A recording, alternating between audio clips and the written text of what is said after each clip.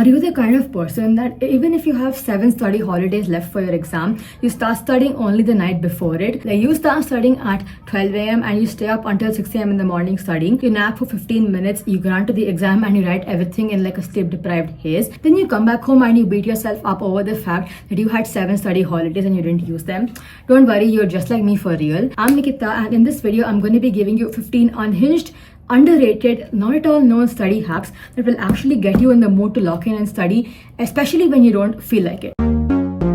I'm gonna put like the most unhinged study tip of the video in the starting itself so that you guys know what you're coming in for. The first thing you gotta do is the toilet lock-in. Exactly what it sounds like. You gotta go to a toilet and lock yourself inside it. But go to a toilet with only your books and study in the bathroom. This has worked for me so many times. It's actually unreal how no one's actually spoken about this. But go to your toilet and take like a book with you. This works really well for like history and theoretical subjects where you have to walk around. Don't take your phone, don't take your iPad or laptop, just you and your books locking in together in the washroom is like really helpful. You know, you can pace around the washroom or you can sit on the lid of the toilet and study, whatever works for you. There is one thing you gotta try from this video: please study in the washroom. Especially because in your room, you have a bed, you have a mat, you have a table, you have books, you have like everything around in your room. You're gonna get distracted so easily. But in a toilet, you don't have that many things. You're gonna have a cabinet of like your soap or whatever. You're gonna have a sink, you're gonna have a toilet, you're gonna have a shower. That's it. You can't do anything with that. You gotta study, you gotta lock in.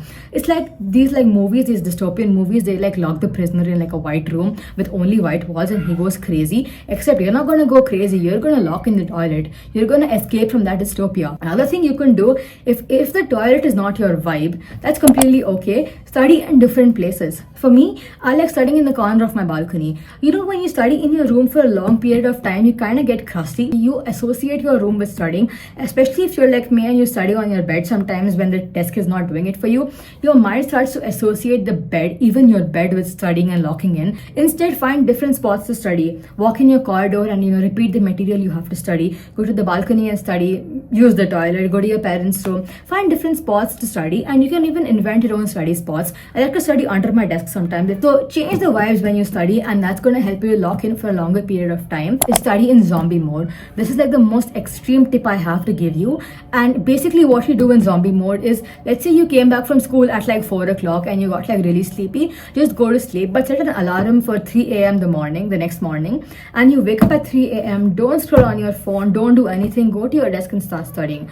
And that's going to really help you because it's the first thing you're doing when you wake up. It's going to help you retain the content for a longer period of time. For me, this worked a lot when I was studying for like board exams and stuff, because there's like so much content to study and no time at all. I would just give myself the rest and instead wake up in the morning and like get my stuff done. First of all, if you're someone like me, you might really enjoy watching K-dramas, movies. The next Netflix show, you've already got it down on your list. So what you gotta do is to get yourself in the mood to study, you gotta immerse yourself in these study school vibe elite academia K-dramas. Some of my recommendations are Penthouse, Sky Castle, Classroom of the Elite. It's an anime. It's like a really good anime. Assassination Classroom, then The Inheritors. All of these K-dramas, if you watch them while studying or watch them before your study session, you get that motivation to study. Especially watching Penthouse, like Verona and the entire like romance triangle, like it got me so motivated to study. That K-drama helped me lock in for the entirety of 10th standard. Watching a movie or a K-drama, including Gilmore Girls, Harry Potter, any random movie that has that school setting, that vibe to it, can help you romanticize your daily mundane grind. Make yourself a study drink. A study drink does not need to be anything fancy. Like you don't need to have those Pinteresty little jars or those ice cubes. You could just have this goofy little steel bottle and you just need to put like water with ice in it, or make like a simple little fruit juice, or make like a mango shake. Or if you want to, you can buy yourself a coffee or buy like a soda or like mogu, Tropicana, guava juice, whatever it is. But if you're going to study with a study drink, it kind of motivates you to study a lot more, because solving problems, sipping a drink, it's like the vibes, right? And if you want to heighten your vibes even more, study at a cafe, at a cute setting like your room, add like those little lamps. Stuff like that can really help you romanticize the grind. Go onto this website called lifead.io. Basically, you get to pick like a bunch of study spaces to study from. So you're gonna have this space loading up on your screen. Like you can study with your favorite celebrity, or like a Lego pixel bouncing on the background. For me, I used to watch a lot of study with me videos when I was in 10th and 11th grade, especially when I had to wake up in the morning and grind for that final exam. Wasting 10% of your brain power getting into that ambience is really gonna help you. Is pretend like someone's watching you. Let's say you like somebody. can't relate, but let's say you like somebody, pretend like there's like a hidden camera in your room and they're watching you through it. This is delusional, this might be kind of insane, but if it gets you studying, why shouldn't you do it? Pretend like someone's watching you, maybe you're like in a movie and there's like a bunch of like cameras and like the lighting crew and all filming you studying. There are these orchestral and like these playlist channels. They make like these playlists, like these orchestral playlists with like that go high and low. Let's say you're like a 19th century philosophers, like, you know, philosophizing. They put you in that vibe and getting yourself immersed in like in a time different from your own. If you're completely in that headspace, it can really help you lock in. It'll make doing calculus and trigonometry so much more fun if you pretend like you're in a different multiverse altogether. You gotta have a textbook buddy system. No shade whatsoever. If you have friends, you should definitely do this. Call your friends on a Zoom call, a video call, a Google Meet or Discord or whatever. Studying, you all can study together, and watching your friends study will kind of motivate you to study. I remember watching my friend lock in kind of got me pissed, like even I should lock in and study with her. So if you guys study together, and if you have like a doubt in the matter, or you're kind of like struggling with understanding some random mathematical theorem or some English big word or whatever, instead of Googling it up and wasting 15 minutes just getting on a rabbit hole spiral, directly ask your friend your doubt, and that makes doubt clearing so much easier because you're revising it with somebody you know, and that benefits not only you, it also benefits her. It's so much better than just gossiping and wasting your time. Having like those 6-hour video calls or Google Meets with friends when you're studying is like peak exam season behavior, and that's gonna help you guys lock in for a longer amount of time because you're all studying. Another thing you should do is use your screen time as motivation.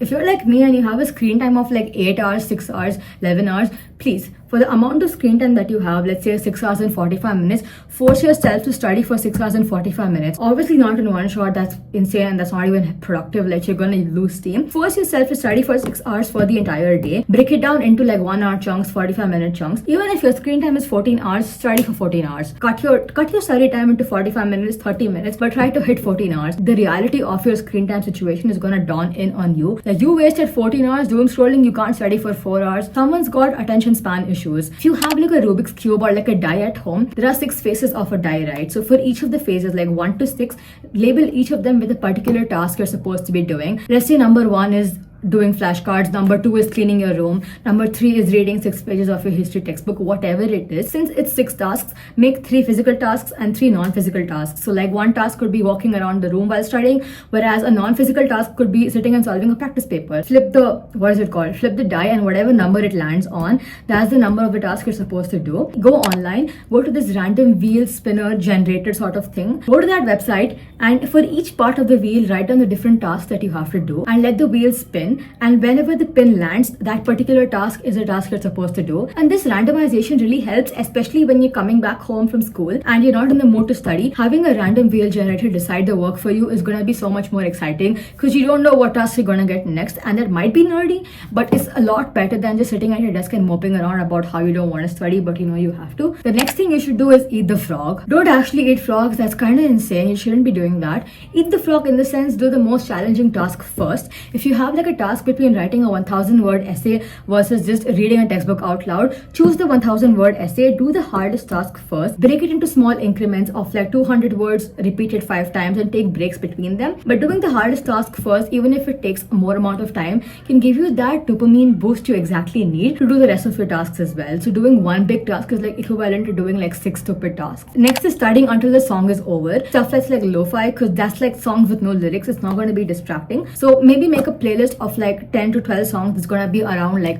25 to 40 minutes. Until the playlist ends, you're not supposed to get up from your desk. You gotta finish the task for as long as the playlist runs. For me, I do this in a more visual way where I play like an episode of a sitcom I've already watched, like Brooklyn Nine-Nine or Friends. I just play it on mute. I don't get distracted. Each episode of a sitcom is around like 40 minutes or something. So I tell myself, until that episode is over, I gotta finish XYZ amount of tasks. Giving yourself that kind of timeline is like really helpful as compared to a timer that keeps flipping, because the timer kind of might make you a bit anxious, but watching a show in the background makes you feel like the task is like important, but it doesn't make you stress over it. That kind of helps mitigate the stress a little bit. Sped up playlists. You know those playlists, those edit audios that play at like 2 times speed of the actual song? I listen to those religiously. I have like an entire YouTube playlist of those songs, and the moment the first song starts playing at its like 5x speed, I internally get the motivation to start studying. I did this so often with math, especially calculus. I really hate calculus. But when I had those BTS songs or those like random K-pop or those like pop songs playing at 2x speed, I got that intense motivation to like loop it and just continue my grind. You can do this for like 45 to 30 minutes, but if you're insane like me, 2.5 hours can pass by like that easily. Now, another math tip I often use is, you solve your questions in math with like a ballpoint pen, or like if you have like online school, you use like a stylus to write it on your iPad, right? But what I do often when I'm doing math on paper is I use sketch pens. I have like a lot of sketch pens lying around when I was in my crafty era in 8th grade, and I never got crafty again. But I use sketch pens to solve my math questions, and I do it in like this big font, and doing that is like so motivational for some weird reason. Like the sketch pens are so pretty. I like to use like those black and pink to like keep solving, and the big like font of the sketch pen kind of motivates me to study and solve more math. The next thing I do is give myself an ultimatum. Do you want to impress your academic rival? Do you want to get more marks? Did like someone insult your academic abilities? What is your motivation to study? Especially if you can like think of all the times someone embarrassed you, or someone doubted your academic abilities. Think of all those times, write them down and paste it so that you can always see it. And thinking about that unfairness or like you not getting justice is like everything you need to motivate yourself to actually lock in and study. And for me, what I like to do is I like to look up toxic study motivation online. I used to like be unhinged. Like I would write those things down on post-it notes. I would stick them on my wall, and it would like motivate me so hard. Like looking at those quotes would like pissed me off to like no extent, and I would study just to spite the person who wrote it. Those motivational quotes and those Pinterest boards can really help you so hard with locking in and romanticizing your life. And yeah, that was it for the video. I hope this video actually gave you unhinged tips for you to actually spice up your academic life, because I know that the moment school starts, the first day of school, I feel burnt out on the first day of school itself. Like I know how difficult it is, but you got this. You're studying for a reason. You've got goals. Use your goals to motivate you, and this will also pass. Anyways, thank you so much for watching. I will see you guys in my next video.